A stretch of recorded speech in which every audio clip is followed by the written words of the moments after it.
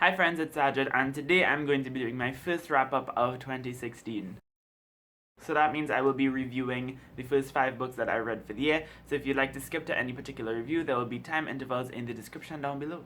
The first thing I read this year was The Joy Luck Club by Amy Tan. This is a classic that was written back in the 1980s about 8 women. 4 of them are immigrants from China living in San Francisco, and the other 4 are the daughters of each of these immigrants. So we are essentially following their experiences as first generation and second generation Chinese American women, and how their cultural and ethnic backgrounds as well as childhood sort of have an influence in their current life situation. For the most part, I really enjoyed this book. Some of the stories were absolutely enthralling. And to add to all of those stories, the book is peppered with these really funny and sad and triumphant moments that made it all the more enjoyable. The writing in here too was absolutely fantastic. Tan had this really amazing way of really portraying Chinese culture and bringing it down to the individual's experience, and I appreciated that a whole lot. I also appreciated the whole mother-daughter dynamic that she tried to explore in this book, in the sense that this is your mother, yes, but she grew up and came from an entirely completely different world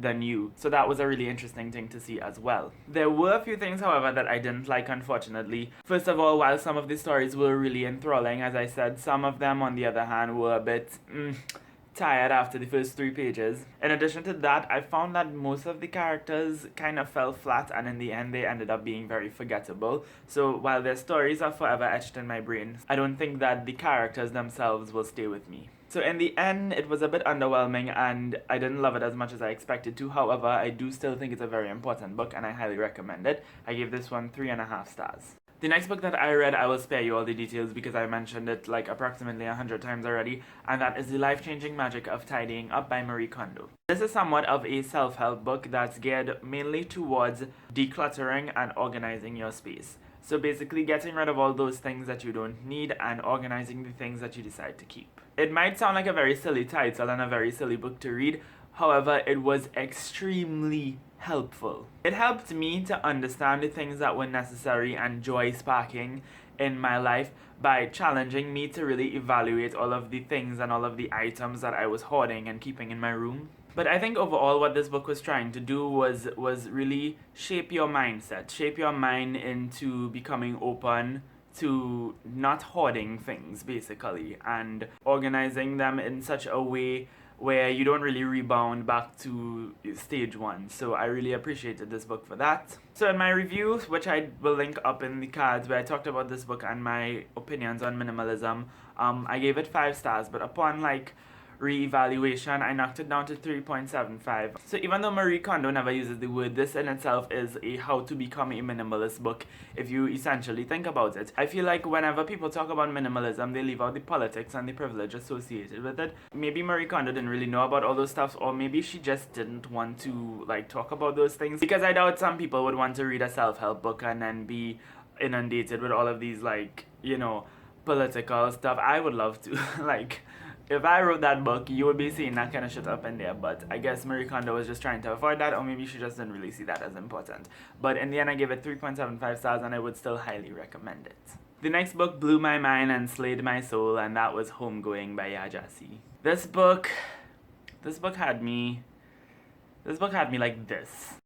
Yeah, if you didn't know, this is a historical novel that bleeds into contemporary times. It's basically an epic family saga that follows a family throughout 7 generations over a period of 250 years. So we start off in Ghana with 2 half-sisters. One of them is married off to a slave trader, and the other one is sold into the American slave trade by the same slave trader. So you're following the descendants and the lines of these 2 women in both America and Ghana, and wow, Yajasi executed that so well. One of the main things I loved about this book is heritage and how you saw all of these generations and how they were separated from each other and things like that. And I really enjoyed seeing that because of the fact that, a lot of us, we don't really connect with our ancestors as individuals. We might know that we are a product of maybe Indian ancestors or whatnot, but we don't ever think about them in an individual way, at least not all of us. So I think this book is really important to remind you that you are the product of an epic story. Also, this book really does show how institutionalized oppression and racism was created as well as perpetuated throughout generations. And for people who think that slavery and segregation don't have an effect on today, you need to read this book.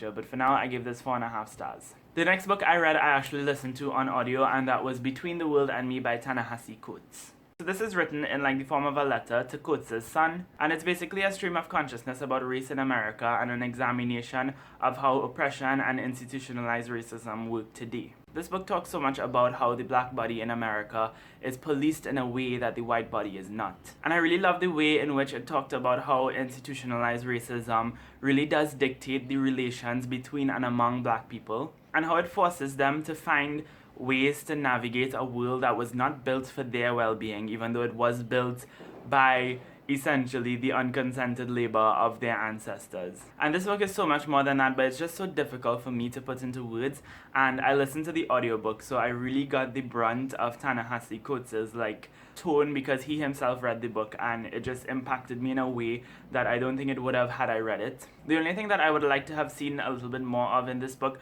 was a more gendered and intersectional analysis. And there is intersectional representation. Ta-Nehisi Coates talks about the importance of acknowledging that a black woman and a gay black person and a disabled black person, they all live different lives, and they all have to deal with these multiple layers of oppression. But because Ta-Nehisi Coates is kind of talking from a personal perspective as well, I doubt he wanted to like speak over anyone or to derail from the main conversation by focusing on those things. But I feel like with a book like this, personally, I would have liked to see a lot more discussion where those things are concerned. So I ended up giving this one 4 stars, and I highly recommend it. This is such an important read. And the final book that I read was Purple Hibiscus by Chimamanda Ngozi Adichie. Y'all, I have been wanting to read Adichie since forever, and I finally read a book by her.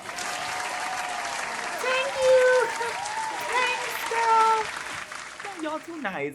So this one is about a Nigerian girl named Kambili who's 16 years old, and she lives in a home with her father, her mother, and her older brother Jaja. And her father is a very rich, affluent, and well-known person, but he's also extremely religious and abusive. So right away, this book has trigger warnings for that if it's something that you are not comfortable with reading. We follow Kambili and her brother Jaja as she narrates the story of how they leave their home to go and live with their aunt for a while, and in doing so they are exposed to like a whole new world. This book explores the abuse and the effects of that abuse in a very challenging and difficult way, I believe. The abuse of their father is used to instill fear in the home, so Kambili and her mother and her brother are very much shaped by this fear. Their personalities are shaped by this fear. They repress every form of self-expression because of this fear. And it was also interesting to see how that in turn really influences how love and all of the relations in the family are negotiated based on this fear, and they are so consistently conscious of Kambili's father in every single thing that they do because of this fear. I keep saying because of this fear, but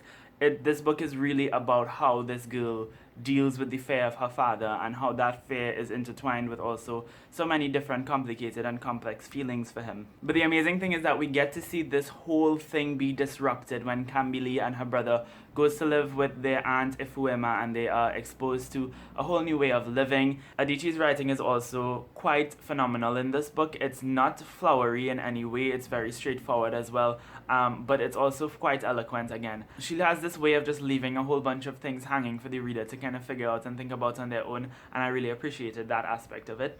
There were some things I didn't like, however. The main thing was there's not so much a romance in this book, but a hint towards a romance that I did not particularly like because of the age gap, and it just made me feel a bit uncomfortable every time like things were transpiring between the two. But it never grew into anything like physical, which I was very happy about. Also, I felt like although the story and the writing and everything was good, the overall execution and delivery could have been improved just a tad bit. But at the same time, this was Adichie's first novel, so I wasn't expecting it to be like so grandiose. But in the end, I ended up giving this 4 stars, and I would highly, of course, recommend it. And those are the first 5 books that I read for the year. If you've read any of these books, I would love to know your thoughts on them in the comments down below. Thank you all so much for watching. I hope you have a lovely day, and until next time, inshallah, keep reading.